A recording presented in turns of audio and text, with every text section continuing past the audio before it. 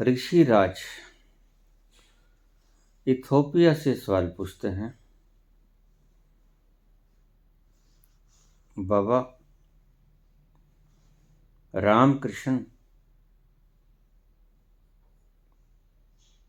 और मेरे में या हम प्राणियों में क्या फर्क है?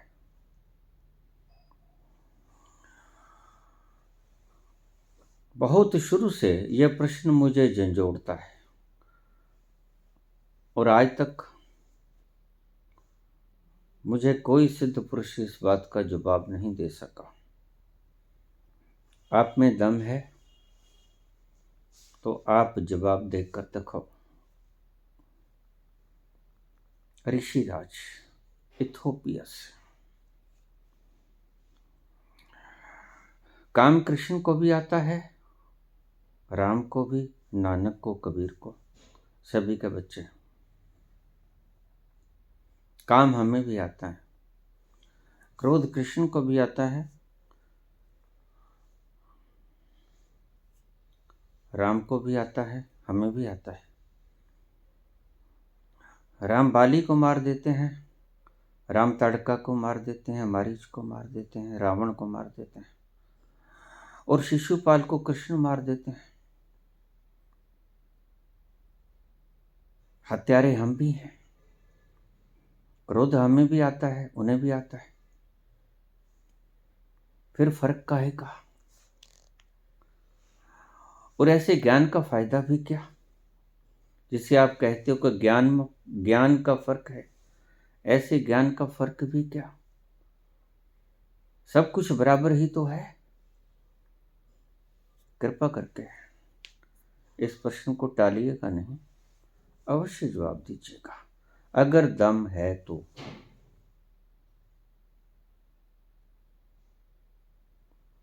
ऋषिराज,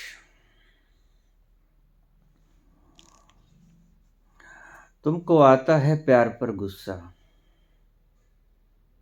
तुमको आता है प्यार पर गुस्सा, मुझको गुस्से पे प्यार आता है। तुमको आता है प्यार पर गुस्सा, मुझको गुस्से पे प्यार आता है। शब्द वही, लय वही, अर्थ में बड़ी विपरीतता पड़ गई।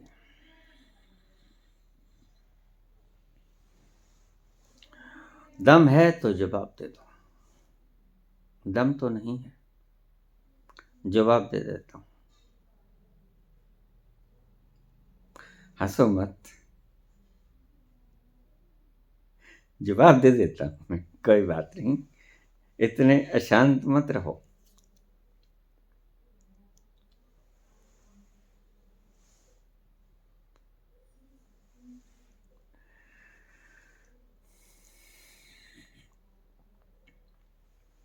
क्या फर्क है? राम कृष्ण मुझे भी कहते हैं, आपके भी दो बेटे हैं। काम तो आपको भी आता है, वासना आपको भी आती है, क्रोध आपको भी आता है, आपके प्रवचनों से साफ झलक मिलती है। और कृष्ण को तो इतना क्रोध आता है कि मार देते हैं शिशुपाल को। और राम रावण को मार देते हैं, ताड़का को मार देते हैं, यद्यपि अबला हत्या है। प्रश्न बहुत जायज है, सुंदर सवाल है। ऐसे सवाल अवश्य कीजिएगा। जवाब देने वाले की चेतना की फर्क होती है। आप दूसरे मूसड़ जवाब सवाल कर देते हो, उनका कोई फायदा नहीं होता, कोई ट्रांसफॉर्मेशन नहीं कर पाते, कोई आपकी गांठ नहीं खुलती। ऐसे सवालों का कोई फायदा नहीं। मुर्गी पहले हुई, अंडा पहले हुआ, आपको क्या फायदा? आपने मुर्गी खानी मुर्गी खा लो, अंडे खाने अंडे खा लो, पहले कौन वैसे आपने कहा, आपने पहले जो खाना खा लो। ऐसे प्रश्नों का कोई फायदा नहीं। आज प्रश्न काम का आया।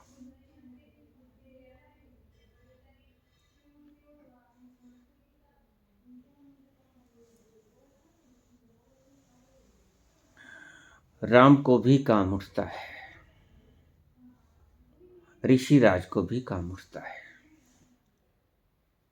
कृष्ण को भी काम उठता है, क्रोध भी उठता है, ऋषिराज को भी क्रोध उठता है, सभी विकार उठते हैं राम, कृष्ण और ऋषिराज में। फिर फर्क क्या है दोनों में? समान ही तो है।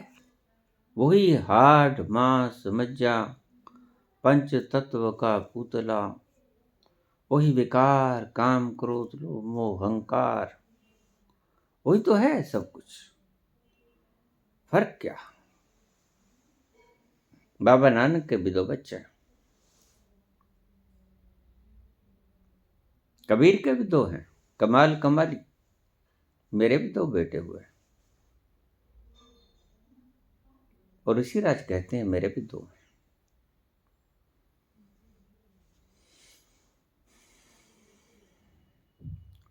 फर्क क्या हुआ?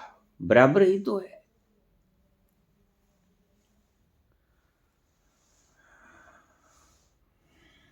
तुमको आता है प्यार पे गुस्सा, मुझको गुस्से पे प्यार आता है। अब ध्यान से समझिएगा, प्रश्न बड़ा काम का है।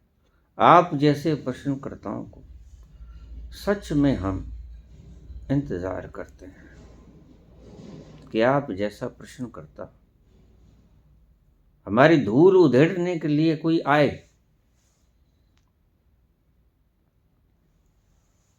आपकी गांठें खुलने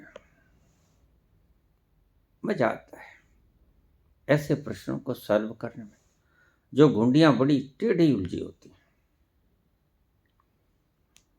ये ऋषिराज कहते हैं कि पूरा जीवन बर्बाद हो गया, इस प्रश्न का जवाब मुझे कोई दे नहीं सका। बहुतों से पूछा होगा, लीजिए सुनिए जवाब।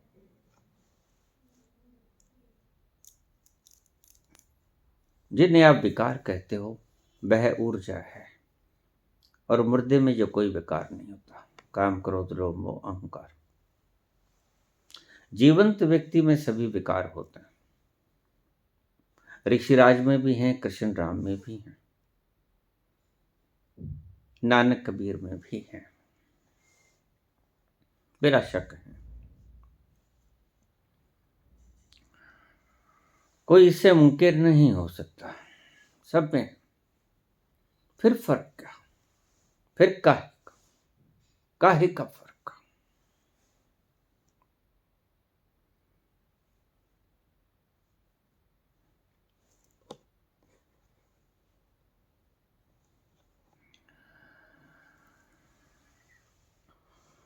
एक व्यक्ति गाड़ी चला रहा है, दूसरा व्यक्ति भी गाड़ी चला रहा है। ध्यान से समझिएगा बात को, मामूली प्रश्न है। और अगर ऐसे प्रश्नों के जवाब आपके ऋषि मुनि नहीं दे पाए तो बड़ा मुश्किल मामला है। टेढ़े प्रश्न तो बहुत है, फिर उनका जवाब कैसे दे पाएंगे? खैर, एक व्यक्ति गाड़ी चला रहा है, एक दूसरा व्यक्ति भी गाड़ी चला रहा है, और एक व्यक्ति के जो ड्राइवर कर रहा है गाड़ी को, उसका गाड़ी का स्टीयरिंग उसके हाथ में है।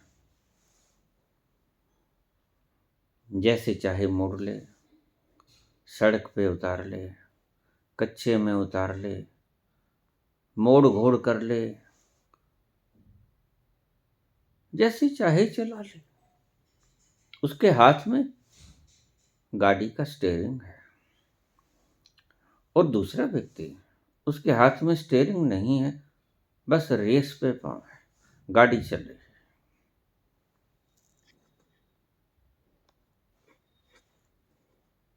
वो चाहे गाड़ी मुड़ जाए, नहीं मुड़ेगी। वो गाड़ी चाहे कच्चे पे उतर जाए, नहीं उतरेगी।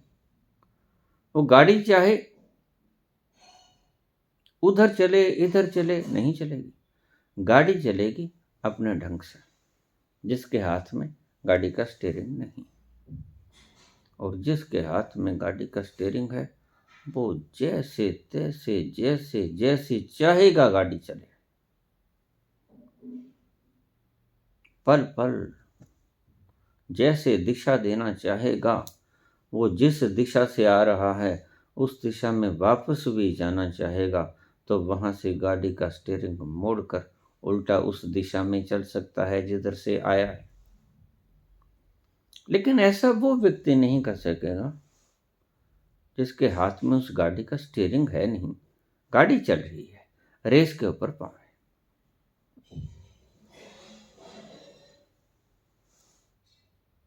दुर्घटना किसकी होगी?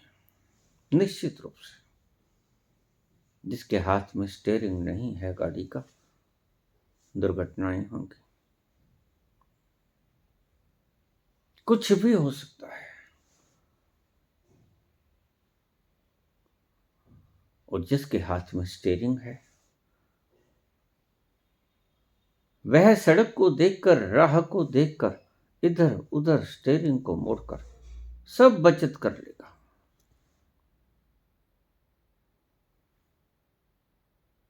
जिसके हाथ में स्टीयरिंग नहीं, वह कुछ भी ना बचा पाएगा। कोई भी गाड़ी आके उसके बीच में ठुक जाएगी, और वह खुद भी ठुक जाएगा। लेकिन ऐसा उस व्यक्ति के साथ नहीं होगा जो दक्ष है गाड़ी चलाने में और बाहोश गाड़ी चला रहा है। बस इतना ही फर्क है, तुम में, कृष्ण में, राम में।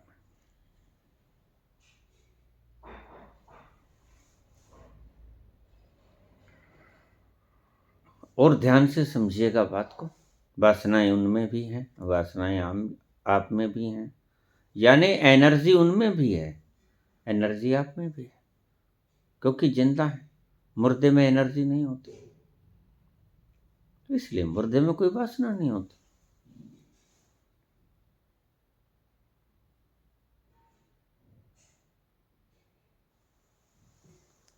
और ये वासनाएं, ऋषिराज आपको, ये काम, ये क्रोध, लोभ, मोह, अहंकार, ये आपको प्रयोग करते हैं। और राम इन वासनाओं को अपनी इच्छा से प्रयोग करते हैं। तुम्हें वासनाएं प्रयोग करती हैं, राम कृष्ण वासनाओं को प्रयोग करते हैं जैसा वो चाहे। इतना ही फर्क है, और ये फर्क बहुत बड़ा है। मेरे पास रोज प्रश्न आते हैं, ये मन ठहरता नहीं बाबा, ये काम रुकता नहीं बाबा, ये क्रोध रुकता नहीं बाबा, क्या करें? इसने बड़ी गड़बड़ फैला दी। मैं चला था कहीं, रास्ते में सुंदर युवती दिख गई, मैंने इधर उधर हाथ लगा दिया, उन्होंने मुझे पीट दिया। लेकिन राम और कृष्ण के जीवन में ऐसे पीटा पटाई के आपको कोई कांड नहीं मिलेगा।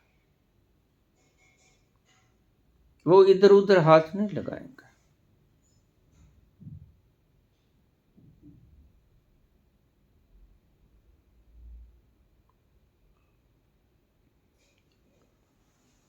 वासनाओं को वो प्रयोग करते हैं जरूरत के अनुसार, और तुम्हें वासनाएं प्रयोग करती हैं स्वच्छंदता के हिसाब से। तुम्हें काम घसीटता है, वो काम को उपयोग करते हैं। राम काम को उपयोग करते हैं, आपको काम उपयोग करता है। राम वासनाओं का उपयोग करते हैं जहां जरूरत पड़ती है। आपको वासनाएं उपयोग करती हैं, आपसे काम लेती हैं वासनाएं। राम वासनाओं से काम लेते हैं। ये इतना सा फर्क है भाई। और ये फर्क कम है, कम है।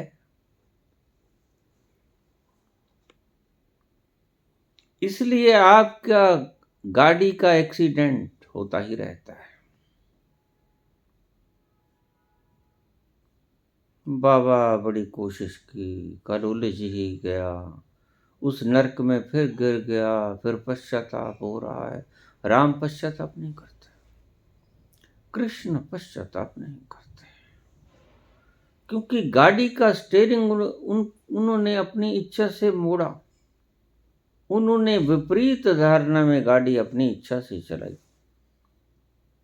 स्टीयरिंग को बिल्कुल वापस मोड़ा, अपोजिट डायरेक्शन में, उलट दिशा में। तो अपनी इच्छा से स्टीयरिंग मोड़ा और विपरीत दिशा में चल पड़े। जहां से आ रहे थे, जहां से पीठ थी, उधर मुख कर लिया। यह राम की इच्छा है, ये कृष्ण की इच्छा है, नानक की इच्छा, कबीर की इच्छा है। लेकिन ये तुम्हारी इच्छा नहीं। तुम लाचार हो जाते हो वासनाओं के आगे। वासनाएं लाचार हो जाती हैं कृष्ण के आगे, राम के आगे, नानक के आगे, कबीर के आगे। इन वासनाओं से, जिन्हें आप वासनाएं कहते हैं, ऊर्जा रूप है वैसे तो। जैसा चाहें वैसा काम लेते हैं कृष्ण, लेकिन वासनाएं आपको जैसा चाहें वैसा नचाती हैं। राम वासनाओं को नचाते हैं, आपको वासनाएं नचाती हैं। बस इतना सा फर्क है भाई। और ये फर्क कम है। आपके इस छोटे से सवाल का जवाब कोई ऋषि आज तक दे नहीं सका। मुझे हैरत होती है। सवाल तो मां बोली है, या तो आपने ऐरे गहरे से पूछ लिया होगा।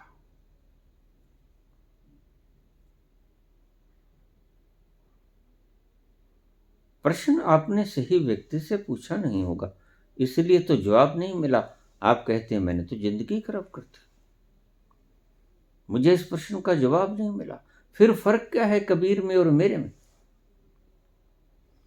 फिर फर्क क्या है राम में और कृष्ण में और मेरे में? वही क्रोध तो उन्हें आता है। शिशुपाल जब गालियां निकालते हैं तो वध कर देते हैं उसको। रावण जब सीता को उठा के ले जाता है, राम वध कर देते हैं उसका। ऐसा ही तो हम करते हैं। तो फिर फर्क क्या है? यही फर्क है। आप हत्या करने के बाद प्रायश्चित करते हैं, आप काम में घसीटे जाते हो उसके बाद प्रायश्चित करते हैं, आपको क्रोध आता है उसके बाद प्रायश्चित करते हैं, आप गाली गलौच हो गए होते हो उसके बाद प्रायश्चित करते हो। लेकिन राम वासनाओं को नचाते हैं कठपुतली की तरह। आपको वासनाएं नचाती हैं। इसलिए रोज आपकी गाड़ी एक्सीडेंट होती है, रोज आप दुर्घटनाग्रस्त होते हो, रोज आप लहूलुहान होते हो, रोज आप चोटग्रस्त होते हो।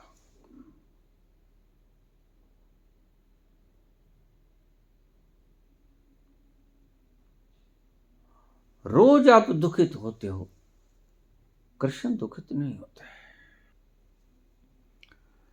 कृष्ण बखूबी जानते हैं, राम बखूबी जानते हैं किस विकार से कब क्या काम लेना है।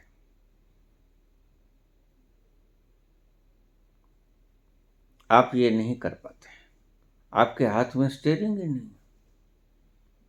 जिधर गाड़ी जाएगी आपको उधर जाना पड़ेगा जनाब, जिधर गाड़ी जाएगी, जिधर ले जाएगी, क्योंकि स्टीयरिंग आपके हाथ में। ये मन क्या चीज है? रोज प्रश्न आते हैं, बाबा मन नहीं ठहरता। और कृष्ण कहते हैं स्थिति प्रज्ञ हो जा अर्जुन, बड़े सहज भाव से कह देते हैं। आप कहते हो ये मन हमारा, और हमारा मन हमारे वश में नहीं। ये तो बिल्कुल ऐसा हो गया जैसे ड्राइवर गाड़ी के अंदर बैठ के कहे ये गाड़ी मेरे से संभलती नहीं, ये स्टीयरिंग मेरे से घूमता नहीं, ये कैसे हो सकता है? आपको वासनाएं प्रयोग करती हैं। राम कृष्ण नानक कबीर बुद्ध महावीर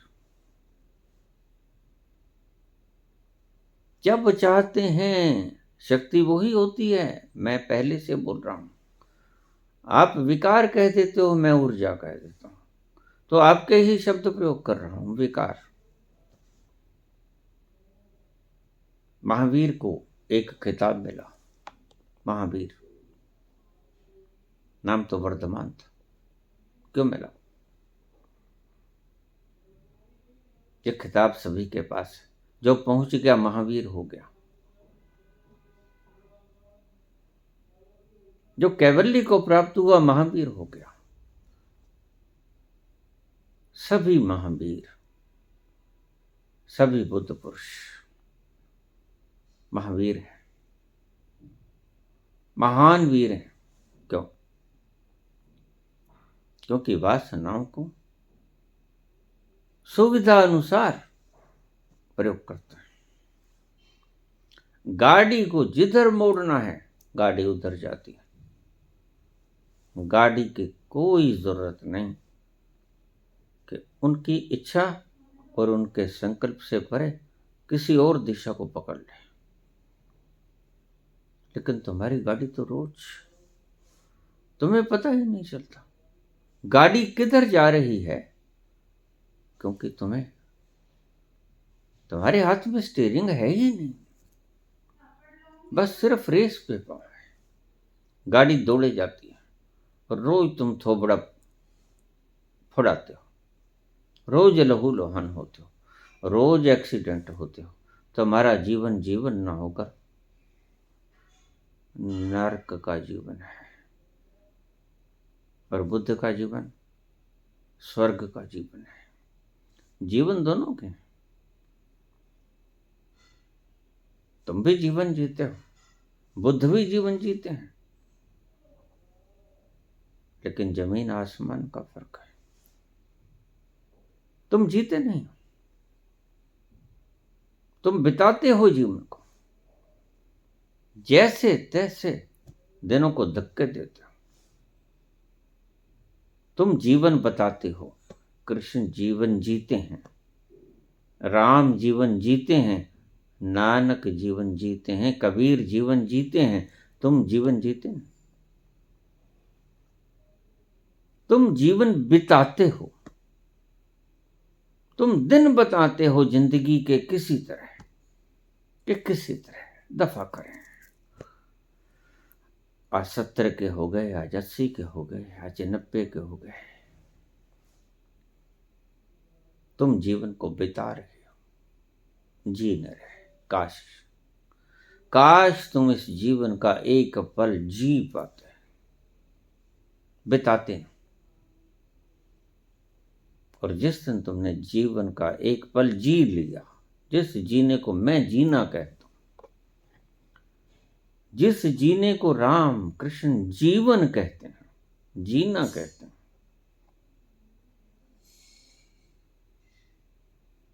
बुद्ध महावीर जीना कहते हैं, काश तुमने उस जीवन को एक पल के लिए कभी जी लिया होता तो तुम्हारी जिंदगी आज जैसी है वैसी ना होती।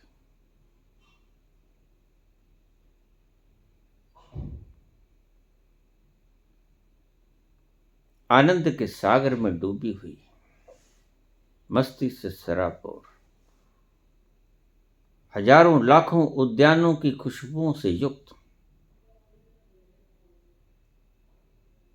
परम नृत्य से झूमता हुआ व्यक्तित्व तुम बन जाते हैं अगर तुमने जीवन को एक क्षण के लिए, जिसे महावीर जीवन कहते हैं, वैसे जी लिया होता तो।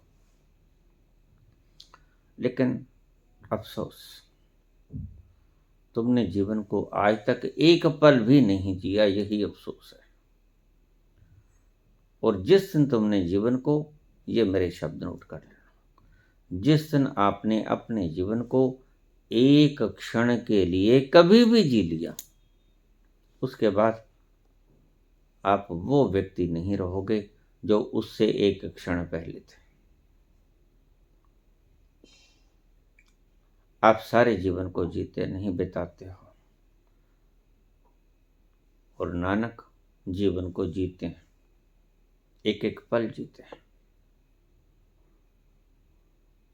कबीर नानक जीवन को जीते हैं और आप सभी जीवन को बिताते हैं। इसलिए कोई विरला जब भीड़ में से उठ के कहता है कि जीवन आनंद है, तो आपको हतप्रभ हो जाते हैं। आप सन्नाटे से भर जाते हैं, शून्य हो जाते हैं। जीवन तो दुखद है,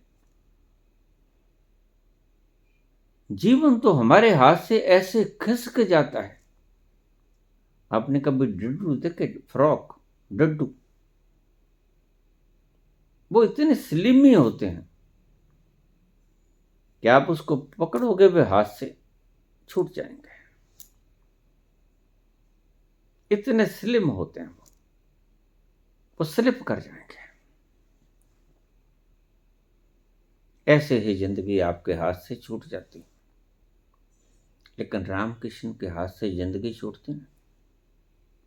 रामकृष्ण हर पल का आनंद लेते हैं, रामकृष्ण हर पल को जीते, उसकी पूर्णता में जीते हैं। आप जीवन के एक पल को भी कभी पूर्णता में जी नहीं पाते, कुनकने किसी तरह बिता देते हो। आपके लिए बिताने का नाम जीवन है, लेकिन संत के लिए जीवन बिताने का नाम नहीं, संत के लिए जीवन जीने का नाम है। तो पूछा ऋषिराज ने, क्या फर्क है हमारे भीतर और महावीर बुद्ध और कृष्ण राम, उनके भीतर क्या फर्क है? क्रोध तो उनमें भी है। शिशुपाल को मार देते हैं कृष्ण, राम मार देते हैं अबला ताड़का को,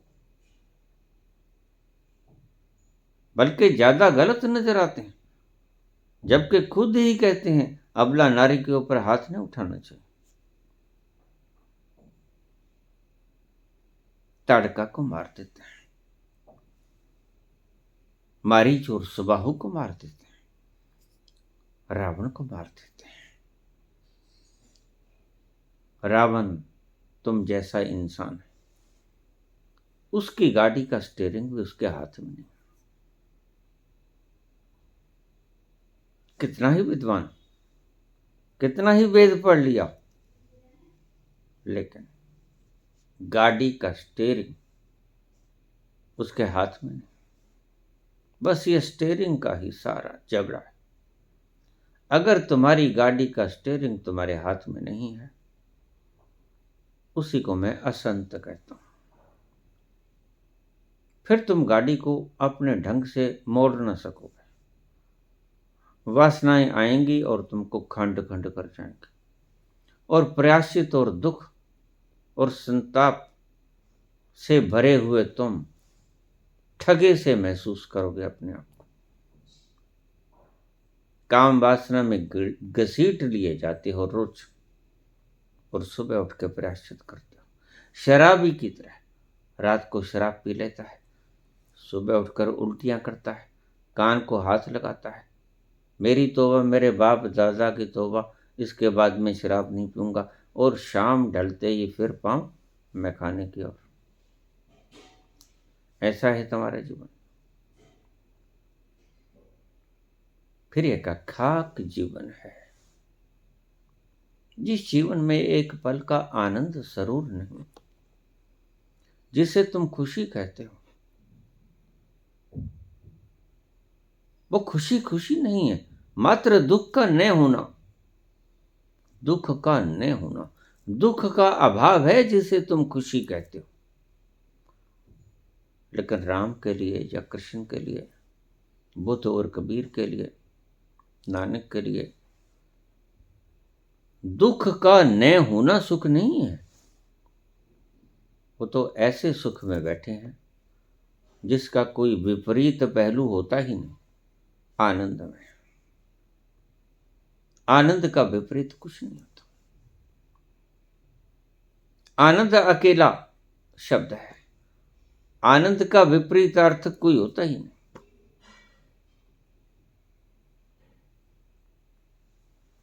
लेकिन आप जिसे सुख कहते हैं, जिस सुख के पीछे आप सारी जिंदगी को दांव पे लगा देते हैं, दिन को चैन नहीं, रात को नींद नहीं, रात को जागते हो और दिन को भागते हो, हाथ पल्ले कुछ नहीं, जोड़ते बहुत हो और जोड़ा हुआ यहीं छोड़ जाते हो, और कहते हो मेरे बच्चे भोगेंगे, आपके बच्चे भी नहीं भोग पाते। यही ड्रामा वो करेंगे, क्योंकि अनाड़ी यही तो करेगा। किसी के हाथ में उसकी गाड़ी का स्टीयरिंग है नहीं, कब किसकी गाड़ी दुर्घटनाग्रस्त हो जाए कोई पता नहीं। वो ही असंत कहता हूं उन्हें ही मैं, और संत उन्हें ही कहता हूं, वो ही पंच तत्व का पुतला। वो ही आपकी तरह खाना भी खाते हैं, स्नान भी करते हैं, मलमूत्र भी त्यागते हैं, सब कुछ करते हैं, आपकी तरह करते हैं। और आपने ठीक पूछा सवाल, स्वाभाविक है, आपको बाहर से यही कुछ नजर आएगा, लेकिन भीतर वो आनंद का झरना आपको दिखेगा नहीं। दिखेगा भी कैसे? जो गूंगा गुड़ खाई के कहे कौन मुख स्वाद, जो कबीर गुड़ खाते हैं वो तो गूंगे का स्वाद बता नहीं पाते। जो कृष्ण जीवन जीते हैं उस जीवन को जीने का आनंद वो व्याख्यायित नहीं कर सकता, ना नानक। इसलिए महिमा ही महिमा गाते रहते हैं उस ईश्वर की। ये आनंद से उपजती है महिमा। तुम्हारी जो शलाघा तुम करते हो वो शलाघा सच्ची नहीं है, और भीतर से उमड़े हुए रस से उत्पन्न नहीं हुई। लेकिन नानक की जो शलाघा है उपमा है, साला ही साला है। वो जो साला ही करते हैं, शलाघा करते हैं, उनके भीतर के आनंद से उपजी हुई अहोभाव की भावना है। उनका भीतर इतने आनंद से तृप्त हो गया है कि हाथ ऊपर उठ जाते हैं। हे ईश्वर, जो तुध पावे सोई पलीकार। आनंद से उठा हुआ ये शब्द है, आपको पता नहीं। नानक किसी भी अवस्था में दुखी हो ही नहीं सकते, आप किसी भी अवस्था में सुखी हो ही नहीं सकते। इतना ही फर्क है, देख लो, ज्यादा है कम है। नानक किसी अवस्था में दुखी हो ही नहीं सकते। इसलिए वो कहते हैं जो तुध पावे सोई पलीकार। वो जानते हैं अच्छी तरह से कि मेरा अंतस किसी भी बाहरी सरकमस्टेंस से बदलने वाला नहीं है। मैं जो हूं वही हूं। और मैं क्या हूं? एक ओंकार, सत्य नाम, कर्ता पुरुष, निर्गुण, निर्वैर, अकाल मूर्त, अजूनी, सैपम, गुरु प्रसाद। ये मैं। वो जान गए और वो ये जानते हैं कि कोई भी दुख मुझे दुखी नहीं कर सकता, कोई भी सुख मुझे सुखी नहीं कर सकता। दुख और सुख तो एक ही सिक्के के दो पहलू हैं। मैं तो ऐसी अवस्था में आ गया हूं जिस अवस्था में न सुख है न दुख है। सुख और दुख मन के ही स्वभाव है, मन के ही दो सिक्के के पहलू हैं। और मैं मन के पार हूं, ऐसा तत्व जो अनछुआ रह जाता हूं सदा, सुख से भी और दुख से भी। आपका सुख बाबा नानक के पास कभी नहीं पहुंच पाता, और वो उनके लिए सुख है भी नहीं। और आपका दुख बाबा नानक के पास नहीं पहुंच पाता, और आपका सुख उनका सुख है भी नहीं। वो तो जैसे सुख में बैठे हैं उसकी आप कल्पना भी नहीं कर सकते। जद पालया भेद कलंदर दा, बूहा खुल गया अपने अंदर दा। सुखवासी हां उस मंदिर दा, जिथे चढ़ती है ना लेंदी है। सुखवासी हां उस मंदिर दा। बाबा नानक तो उस मंदिर के भीतर सुख से बैठे। आपका कोई सुख जिसे आप सुख कहते वो सुख है ही नहीं, वो वहां तक नहीं पहुंच पाता। आपका दुख जिसे आप दुख कहते हैं उसकी अग्नि बाबा नानक तक नहीं पहुंचता। जो बाबा नानक हैं आपने उनका असली स्वरूप देखा ही नहीं,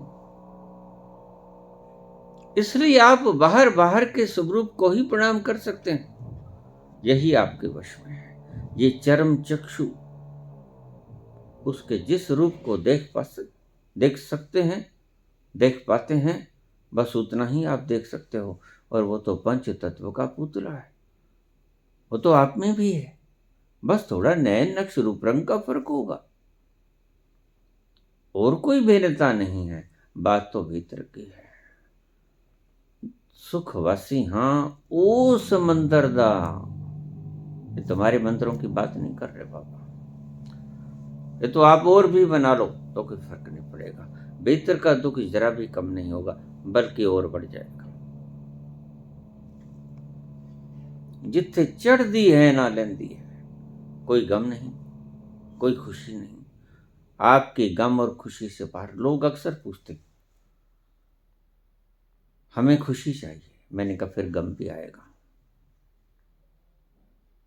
खुशी की तलाश की फिर गम भी आएगा। गम को छोड़ना चाहा तो खुशी भी चली जाए। सिक्के के दोनों पहलू फेंके जाते हैं, एक कभी फेंका ही नहीं। लेकिन बाबा, बुद्ध, कबीर, नानक और कृष्ण, राम, महावीर परे हैं। ये सारी अवस्थाएं मन की अवस्थाएं, इनकी मन की अवस्थाओं से पार जो मुनि हो गया वो महावीर, जो मुनि हो गया वो बुद्ध, मन से पार जो हो गया वह संत हो गया। लेकिन तुम्हारी अपनी अपनी धारणाएं। आज ही मुझे छोटा सा कमेंट आया, मूढ़ों का कमेंट। जैसा मान लिया, जाना जूना कुछ नहीं इन्होंने। जब जानेंगे तो ये मानता टूट जाएगी। कृष्ण और कबीर के बारे में बोला, कहते हैं हमें कबीर कबूर का तो कोई पता नहीं, लेकिन हमारे लिए तो भगवान कृष्ण बस महान है, परमात्मा है, परम परमात्मा है। इतनी बात जानते हैं। ये भेदवादी लोग हैं, और जब तक भेद है तब तक संबोधि नहीं। संबोधि मतलब ही दीवारों को गिराने का है। संबोधि उस वक्त ही घटती है, इधर संबोधि घटी उधर भेद की दीवारें ढही। ये दोनों काम यकसां होते हैं। इधर संबोधि घटती है, उधर भेद की दीवारें गिरती हैं। और अगर किसी में भेद की दीवार अभी बाकी है, छोटा सा फार्मूला आपको दे देता हूं, वहां से भाग जाना। भेद की दीवार बाकी है तो संबोधि अभी आई नहीं।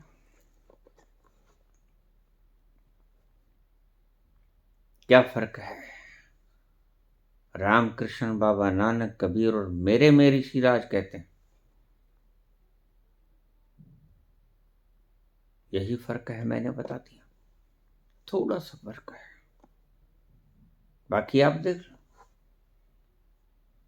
आप काम में जाकर प्रायश्चित करते हो, राम प्रायश्चित नहीं करते, रामकृष्ण नहीं प्रायश्चित करते।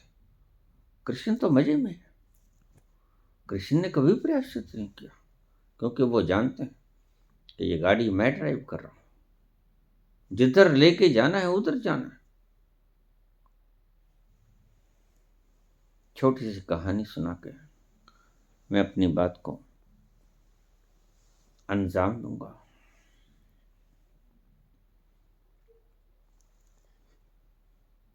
कृष्ण कहने लगे गोपियों से, मेरे गुरु आए,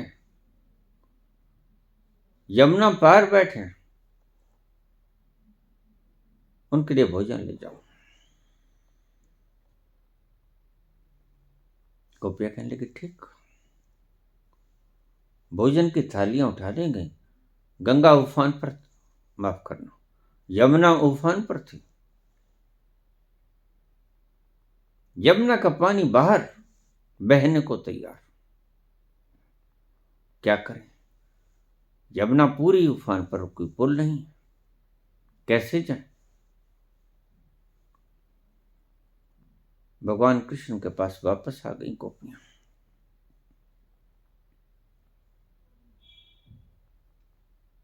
बोले भगवान कैसे जाए, तरीका बताओ। कोई नाव नहीं, कोई पुल नहीं, और यमुना पूरे उफान पे है। कृष्ण कहने लगे ऐसा कहो, यमुना से बोल दो, हे माता हमें जाने के लिए स्थान दे दो, रास्ता दे दो। हम कृष्ण भगवान के, हमारे प्रियतम के गुरुदेव को भोजन खिलाने के लिए लेके जा रहे हैं। सभी के हाथ में थाल था, हमें रास्ता दे दो। यमुना ने रास्ता नहीं दिया। वापस आके कहने लगे, रास्ता नहीं दिया यमुना ने, हमने कहा था माता हम भगवान कृष्ण के गुरु को खाना खिलाना है, हमें रास्ता दे दे, भूखे होंगे।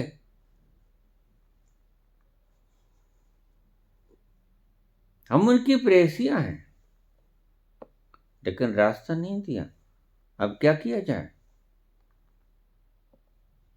कृष्ण कहने लगे आप उससे ऐसे कहो कि अगर हमारे प्रिय कृष्ण बाल ब्रह्मचारी हैं, स्वप्न में भी किसी स्त्री का स्पर्श नहीं किया, तो हमें रास्ता दे दे माता।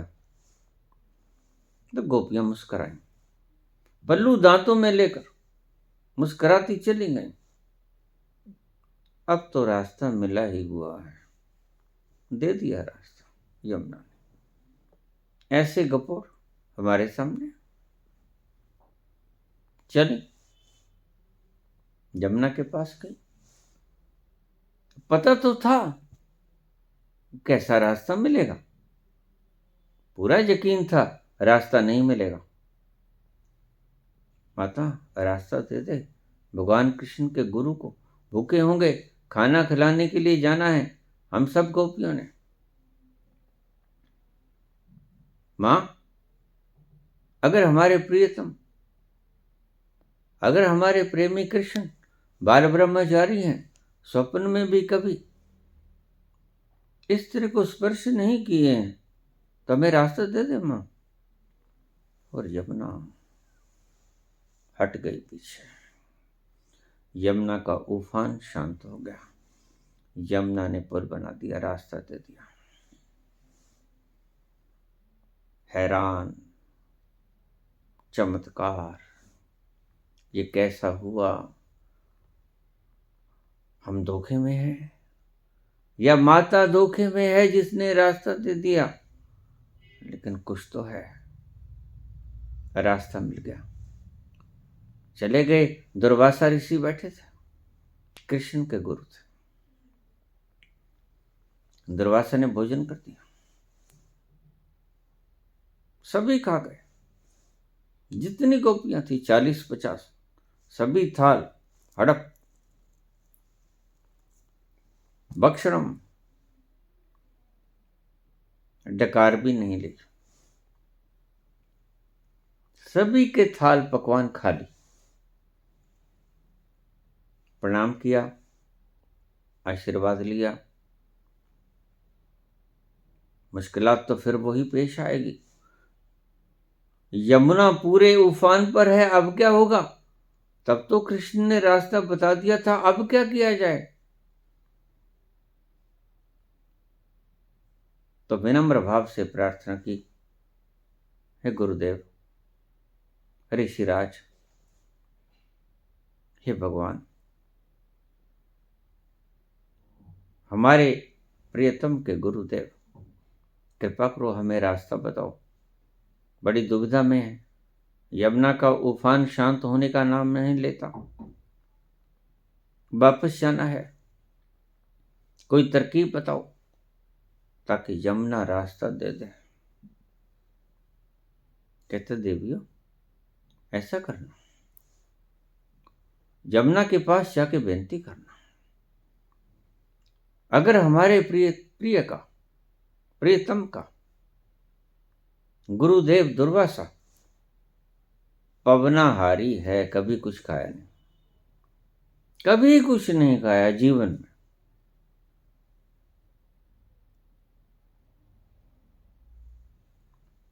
तो मां हमें रास्ता देता है। फिर वही दुविधा आ खड़ी हुई। अध्यात्म विषय ही ऐसी दुविधाओं का है। उल्टी गंगा बहती है यहां, हमारे सामने हड़प कर गया 50 थाल, डकार भी नहीं आई। और कहते हैं कि गंगा से कह देना कि अगर दुर्वासा ने कभी कुछ नहीं खाया, कभी कुछ नहीं खाया, तो मां हमें रास्ता दे दे। लेकिन क्या करें, गुरु की शब्दी की अवहेलना भी नहीं हो सकती थी। गई यमुना उफान पर, फिर बहने को तैयार, बाहर तक पूरा उफान।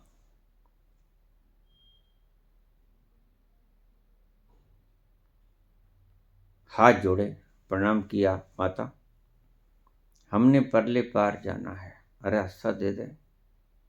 जाते वक्त तो तुमने रास्ता दे दिया था,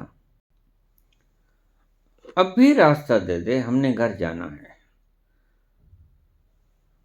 अगर हमारे प्रियतम भगवान श्री कृष्ण के गुरुदेव दुर्वासा ने अपने जीवन में कभी कुछ नहीं खाया, सदा उपवासित रहे, कभी कुछ नहीं खाया, तो हमें रास्ता दे दे माता। और यमुना एक तरफ हट गई, पुल बन गया, रास्ता दे दिया। हैरान, चमत्कार। शिष्य तो शिष्य, गुरु उसका भी गुरु। उसने जो बात कही समझ से यकीन से परे, और इसने जो बात कही समझ और यकीन से परे। आंखों देखी बात है, कोई कानों सुनी तो है नहीं। दोनों ने झूठ बोला, लेकिन झूठ नहीं बोला, क्योंकि यमुना मार नहीं खा सकती। यमुना सत्य को ही स्वीकारेगी। यमुना ने कबूला कि कृष्ण ब्रह्मचारी। यमुना ने कबूला कि दुर्वासा ने कभी कुछ नहीं खाया, और यह सत्य भी है, लेकिन आपकी समझ में नहीं आएगा।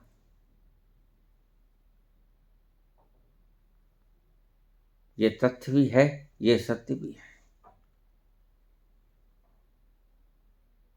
कुछ नहीं खाया कभी। दुर्वासा ने कभी कुछ नहीं खाया जो दुर्वासा हैं, सत्य में जो दुर्वासा है। और कृष्ण ने सदा ही ब्रह्मचारी रहे, जो कृष्ण वास्तव में है।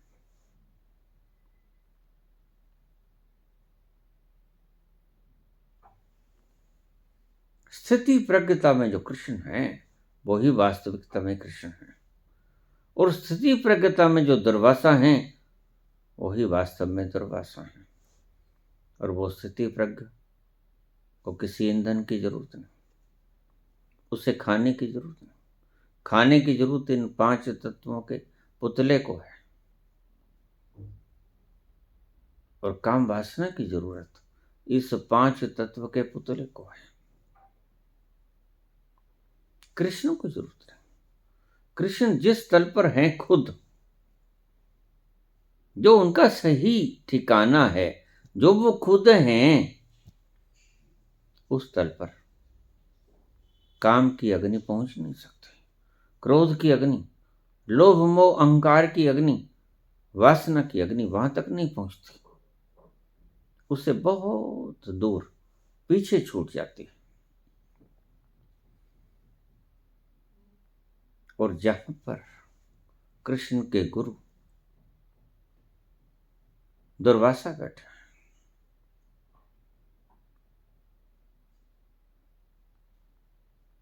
वहां तक कोई भूख नहीं पहुंचती, और कोई प्रसाद नहीं पहुंचता, और कोई अन्न नहीं पहुंचता।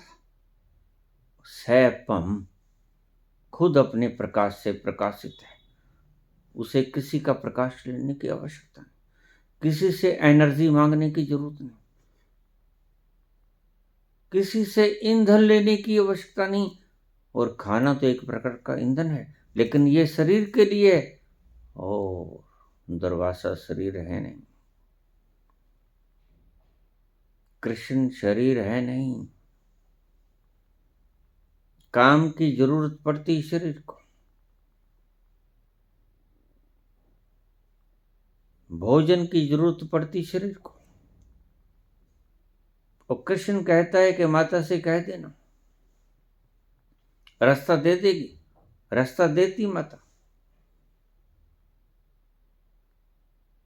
और दुर्वासा कहता माता से कह देना। अगर दुर्वासा ने कभी कुछ नहीं खाया जीवन में, सदा ही उपवासित रहा, रास्ता दे दे, रास्ता मिल गया। सत्य को रास्ता मिल ही जाता है। आप इन गहरे तथ्यों को समझ नहीं पाएंगे। खोपड़ी के भीतर जमा मत कर लेना मेरी बातों को, भंडार और ज्यादा हो जाएगा थोड़ा सा। इन शब्दों से अगर तुम्हारी बंधन कटे तो ज्यादा बढ़िया, तुम्हारी मानसिकताएं, तुम्हारी मान्यताएं कटे तो ज्यादा बढ़िया। अन्यथा फिर ऐसे मूढ़ लोग तो हैं ही कि हमारा तो भगवान कृष्ण सबसे बड़ा भगवान है। जहाँ बड़े छोटे भगवान होते हैं, भगवान तो एक ही है, एक ओंकार। यहाँ छोटे बड़े भगवान नहीं होते। लेकिन इन मूढ़ों के दिमाग के अंदर, अंध भक्तों के दिमाग के अंदर छोटे बड़े भगवान भी होते हैं। किसी का भगवान ज़्यादा जोरावर है, किसी का भगवान कम जोरावर है, इसके ऊपर रोज झगड़े चलते हैं। भगवान एक है, वो किसी के पक्ष में बहादुर या निर्बल नहीं है। क्या फर्क है? ऋषिराज पूछते हैं इथोपिया से, क्या फर्क है रामकृष्ण में और मेरे में? वही कुछ तो है, सब कुछ वही कुछ है। बाहर से देखने में लगेगा भोजन तो दुर्वासा भी कर रहे हैं, वासना में तो राम भी हैं, कृष्ण भी हैं, कबीर भी हैं, नानक भी हैं, हम भी हैं। तो कोई फर्क नहीं लगेगा बाहर से।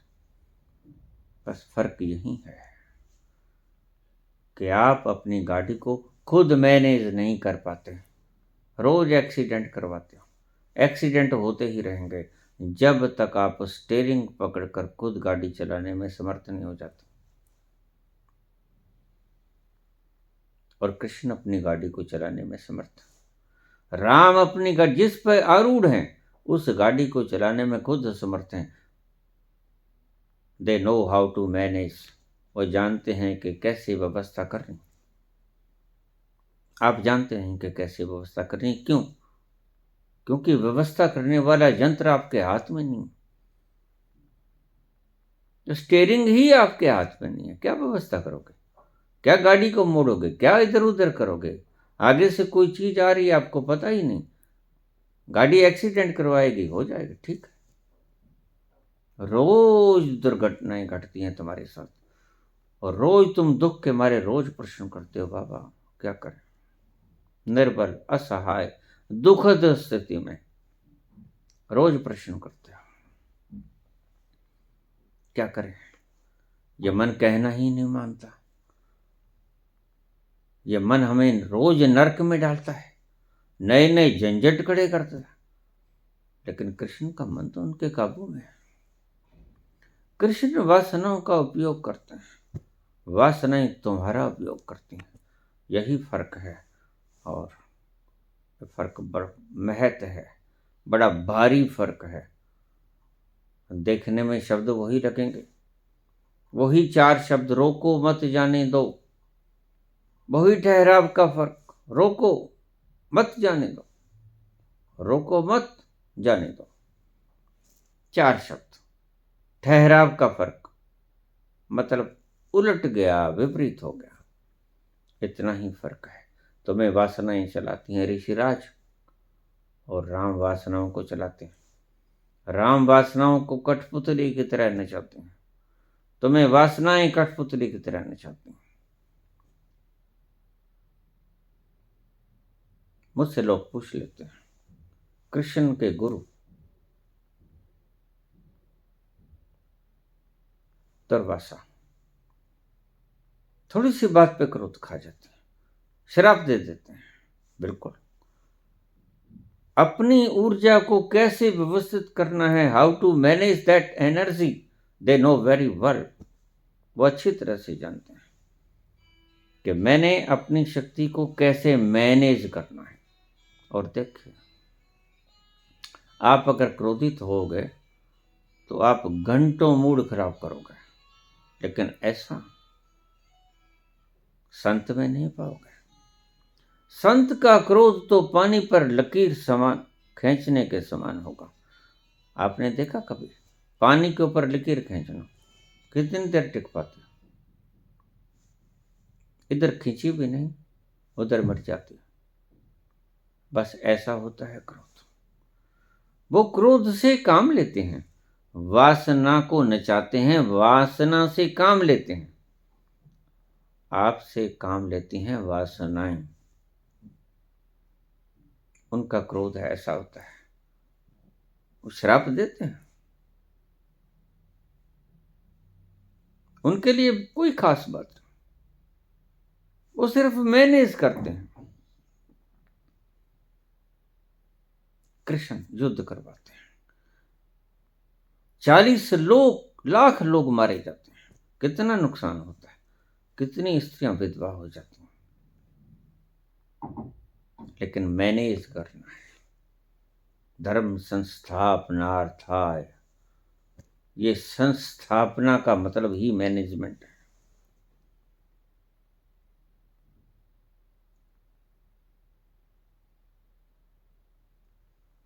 अगर श्राप देते हैं,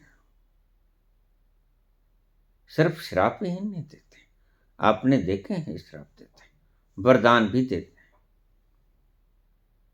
लेकिन श्राप और वरदान से बिल्कुल दूर अछूते, वो खुद भी खड़े। जो श्राप देते हैं वो दुर्वासा नहीं, दुर्वासा तो उस श्राप को देते हुए देखते हैं।